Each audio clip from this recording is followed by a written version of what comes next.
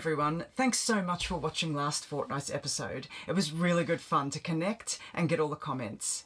In this episode we've got red dust for days, we go through 2 states, have some very interesting wildlife encounters, and we go from Outback Queensland traversing through to southern New South Wales. We share some tips about fuel and water fill-ups in these remote areas, and we tick off one more items off the bucket list, Mungo National Park. It has some of the most incredible landscapes on the planet. It was absolutely amazing. We hope you love it too.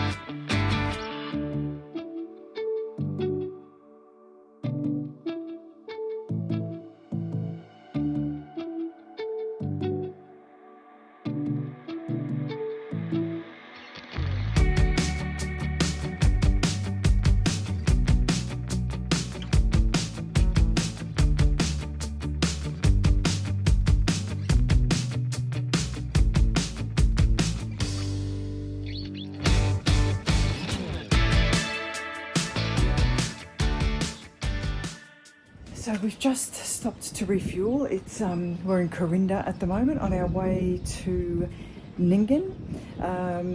Yeah, it's been 38 degrees the whole way. We're absolutely roasting.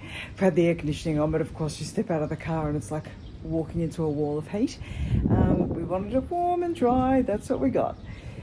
So most of you will probably, 99.9% of you probably already know this, but I thought I'd film it anyway. Last year, when we did our first trip to the Outback, we hadn't actually seen the pumps where you pay before you pump in the remote Outback and remote places.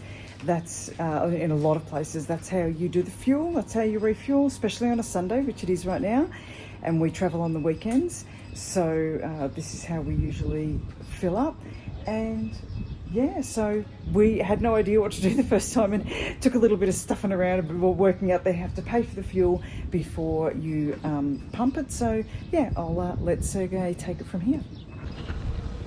Alright, so the way these things work is first you have to select the pump that you're going to fill and pre-approve an amount that you're going to put in your car. So yeah, press fuel first, select the pump number, and then you've got to tap your card. Now we've noticed that some of these don't like the phone payments, so you have to actually have the physical old school card to do it. And tap it, enter the amount, and if you don't use up the entire amount, it will only charge you what you've actually used, what you've put in the car, and get the rest refunded. So put in the amount, tap again, and then go fuel the car. And then if you need a receipt, you can come back again and tap the card again, and it will give you a receipt for the same pump for the actual amount that you spent.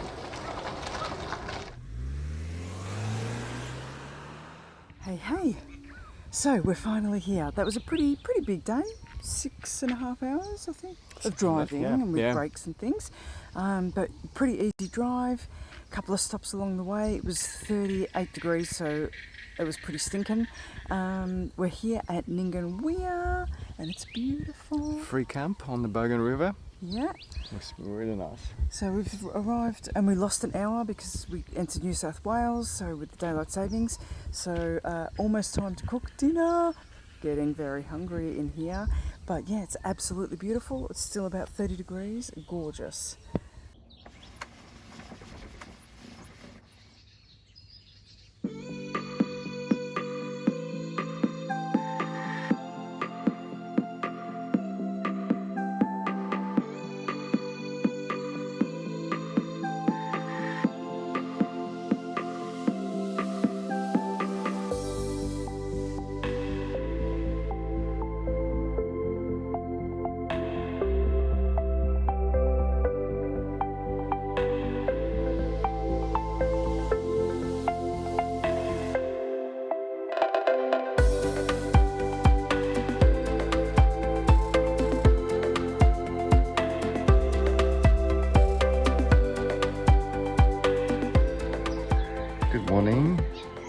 after sunrise on Nyngan Weir on Bogan River. It's absolutely gorgeous. There's a lot of bird life here.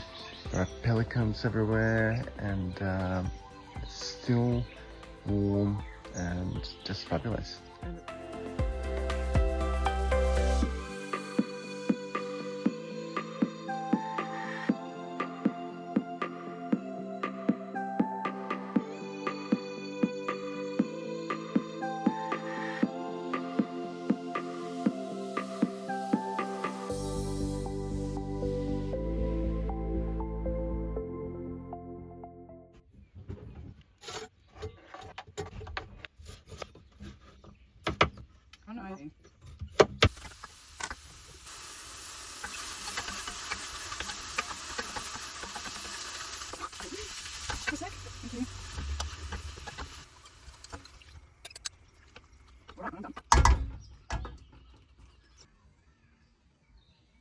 Okay, so we're just about to leave Nyngan, and we are heading all the way across to Mungo National Park near Mildura. So it's a fair hike.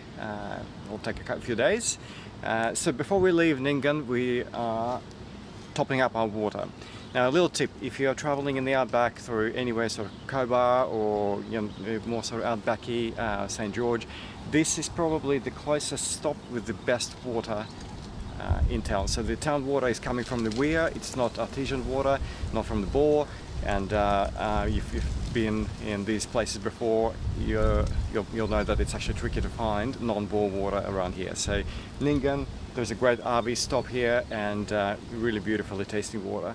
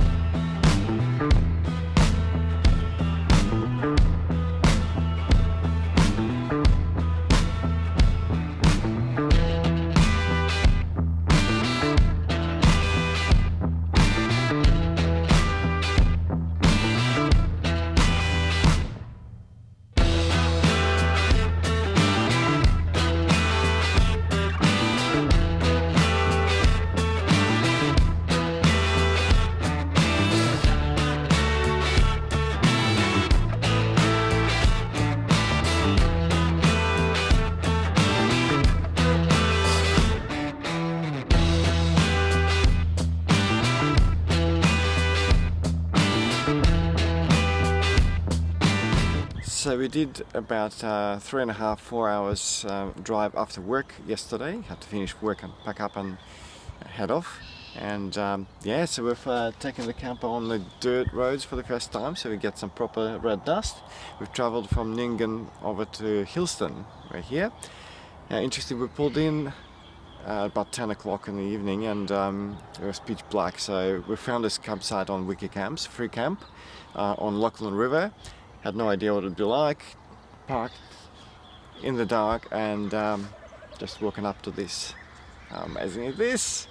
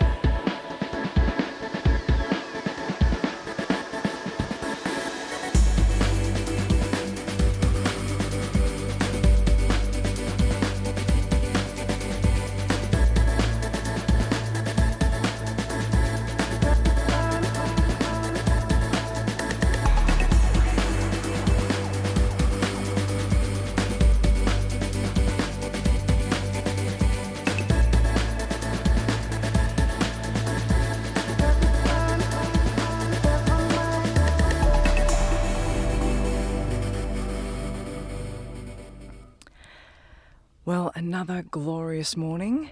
We came into Homebush Historic Hotel quite late last night. Didn't have a chance to look around, it was pretty dark, but it's a beautiful little campground slash pub.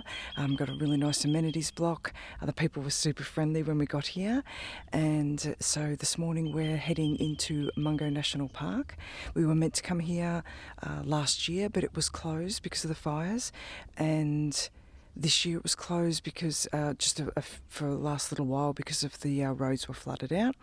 So it's open back up. I think most of it's open, and we should be able to see most of the main sites and have a good walk around. So very excited for that. We're going to get there early this morning, set up, and then when Sergey knocks off, we get to spend the rest of the time, the whole weekend, having a look around Mungo National Park. So very excited.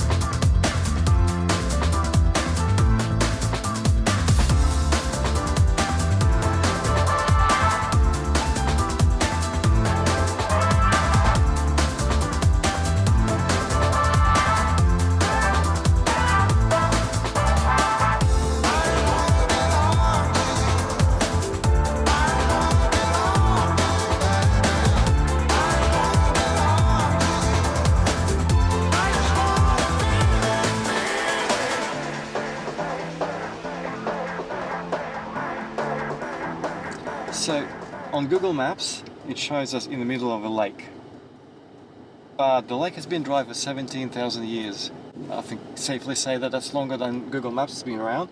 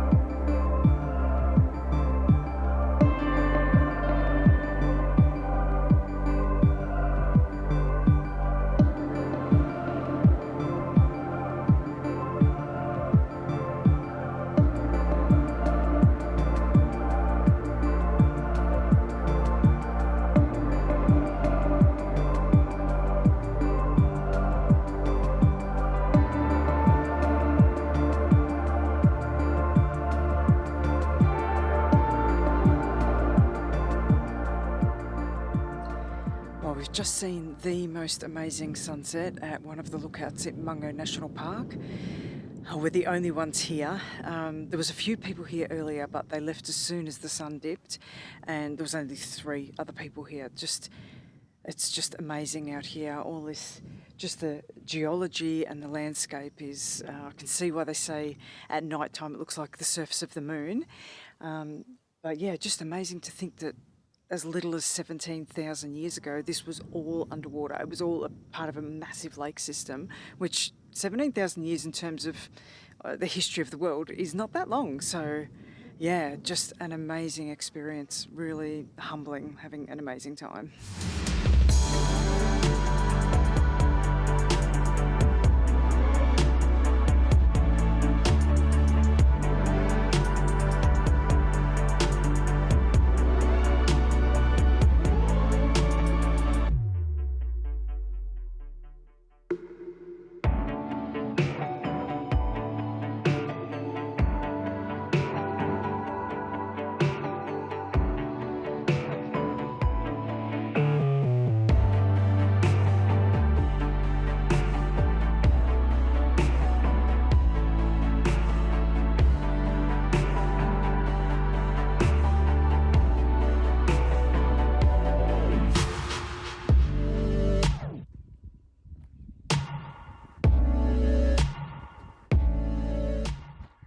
So we got up nice and early today to watch the sunrise.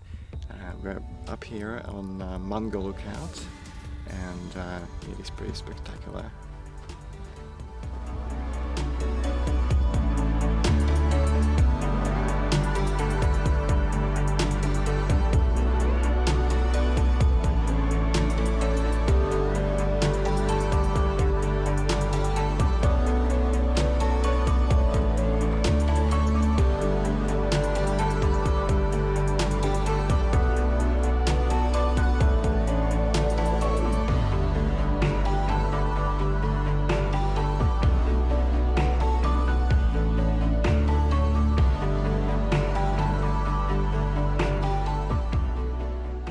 We're just doing a morning walk. This is called a foreshore walk, and there's been hundreds of kangaroos everywhere. There's little joeys with mum feeding them, and great big massive grey and red roos. So we're on the boundary between two habitats. Apparently it's called an ecotone, where two habitats meet, and on one side we've got a dune system with trees, and on the other side we've got the plain with blackbush. And apparently it's a really great place to observe the wildlife, because they kind of in and out between feeding and resting in the shade. It's been absolutely gorgeous. Let's keep walking.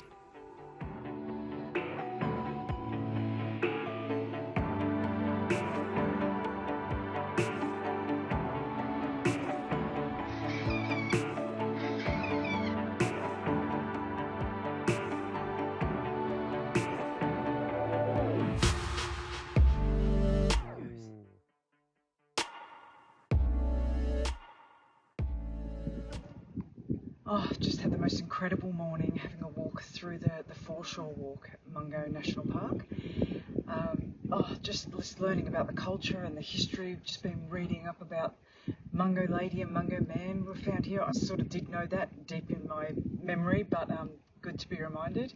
It's just incredible to think that the Aboriginal culture has been here in this area for over 45,000 years. It's like really hard to get your head around.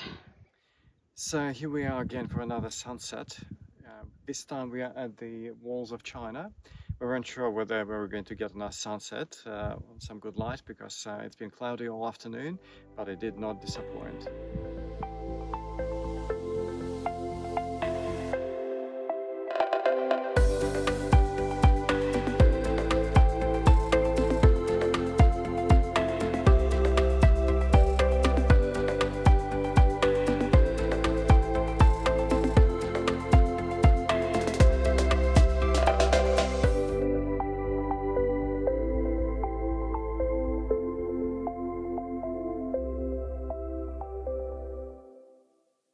Alright, so this wraps up our short visit to Mungo National Park, only a few days.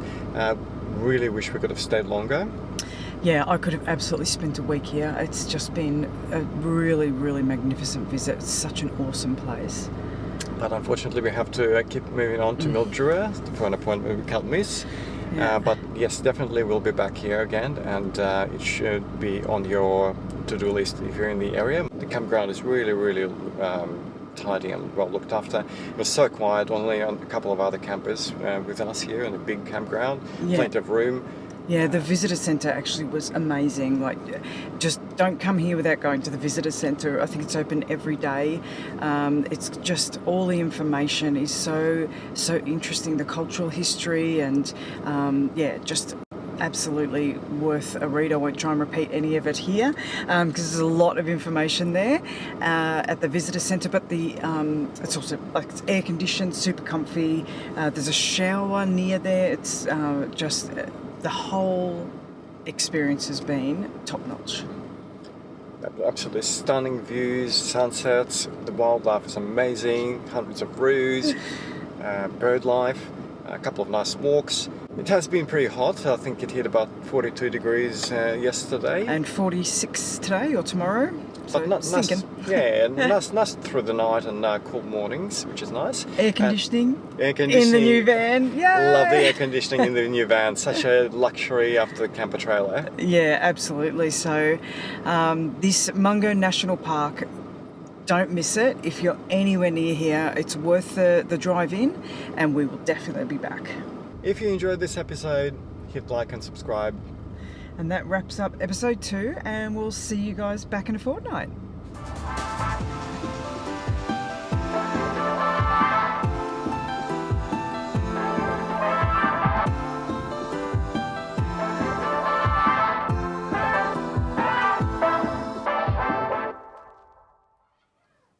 Hi, I'm Louise.